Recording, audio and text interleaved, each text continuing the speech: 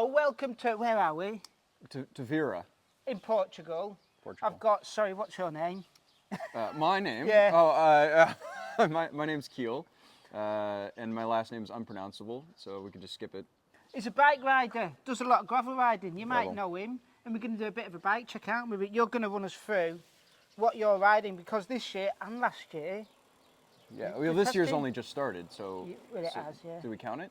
Why not? Why not? Yeah, this year and last year. You're a gravel privateer, is it? I really Do you not like I that despise name? that word.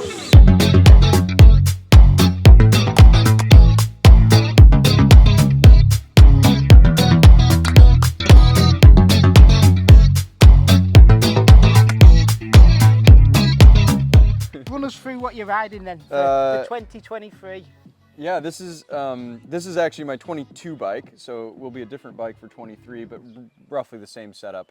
And so this bike has seen a full season's worth of gravel abuse, but I'm running a 48 tooth front ring, single 1x, and then a 1044 rear cassette with a red Explorer derailleur. That's one hell of a dinner plate on the back it is. I mean, can you imagine, like when I started racing, the idea that I'd see gears almost 1-to-1 on a bike that looks like a road bike is just unfathomable. Because you would have started when, like, I suppose 21 mil tyres on the road. Yeah, 140 psi, just pump them up till your teeth are rattling. If you had a 28 on the back, you were laughed at as being a right softie. I was telling that story today. I was on a team in 2011, I think it was, and I asked, you know, we had 28s for training, but you could only race a 25, and I said, can I race a 28? And they laughed me out of the room. You know, you'll be dropped for sure. And now, you know, when I was on the road 2 years ago, we were racing 33s, so it just, it changed completely.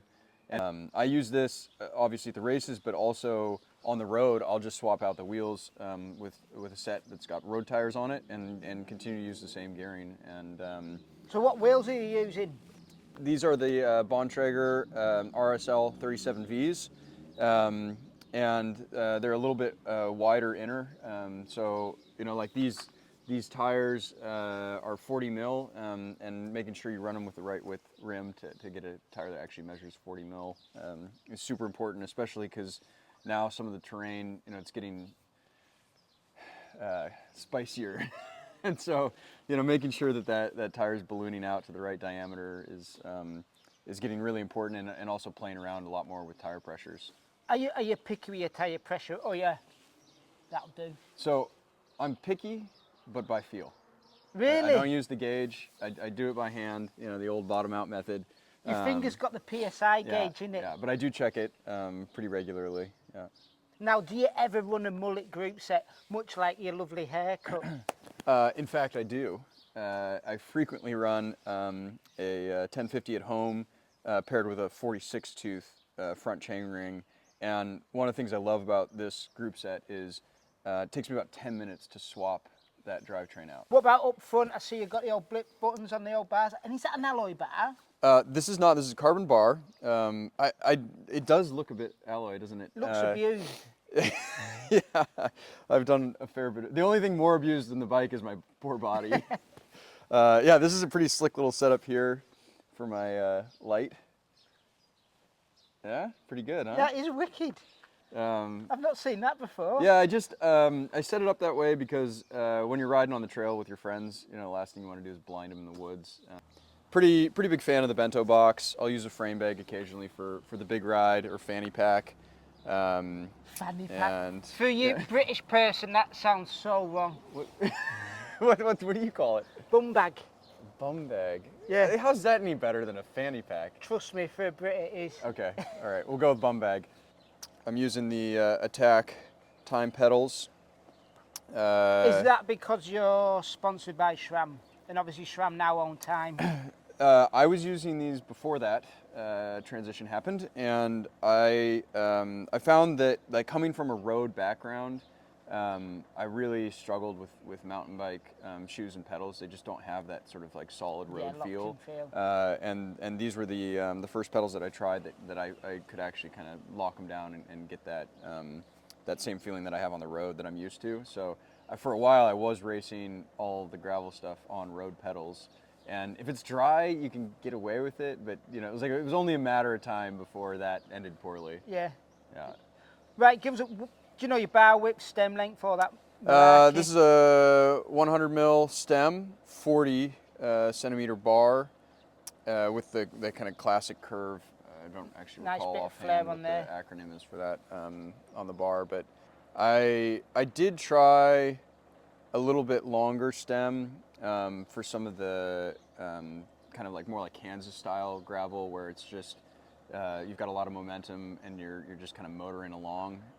And then I've tried a little bit shorter stems when it's more technical, more kind of cyclocrossy. So it really depends on the events. The events in the U.S. especially are just, they're super unique, really different demands. Does your bike change for them races, and do you stick like little bars on the front? Yeah, I don't. I didn't really like time trialing much when I was a pro on the road, and So you don't want to get in that position now? Yeah, I just don't like. It's not for me. You want to use them, that's cool though. I don't have a problem with it. I just stick to, you know, like I raced the classics. That was my thing, and for the classics you got to have your elbows out a bit. Yeah. And you know, have you ever tried putting your elbows out in a TT position? It just Doesn't really work, does it? Yeah, so I use the drops. And then I don't change the rig a ton. We definitely play with tire pressure a lot, and tire width. So, you know, like I may go down to a 35. Yeah. So do you just have the one bike in the garage now? I have an Amonda as well that I'll use for road rides where, you know, there's a ton of climbing and, Yeah. and I want the 2x.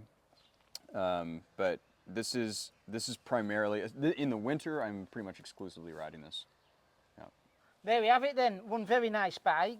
One that we're going to see change soon, and I'm guessing you could get a new paint job. It may Fresh, have a new less- custom paint job. Less chips. Yeah. Right? Yeah, the Trek does the Project One Yeah. paint shop, so we've had a lot of fun playing around with custom paint over the years, and I'm very excited about this new one coming out. It's very different. Awesome. Thank you very much for showing us your bike. Okay, let us know what you think. Join the conversation below. Do the old usual YouTube sign off, would you? You know, subscribe, you know, that that rubbish. Keep it even, Kiel. That's better.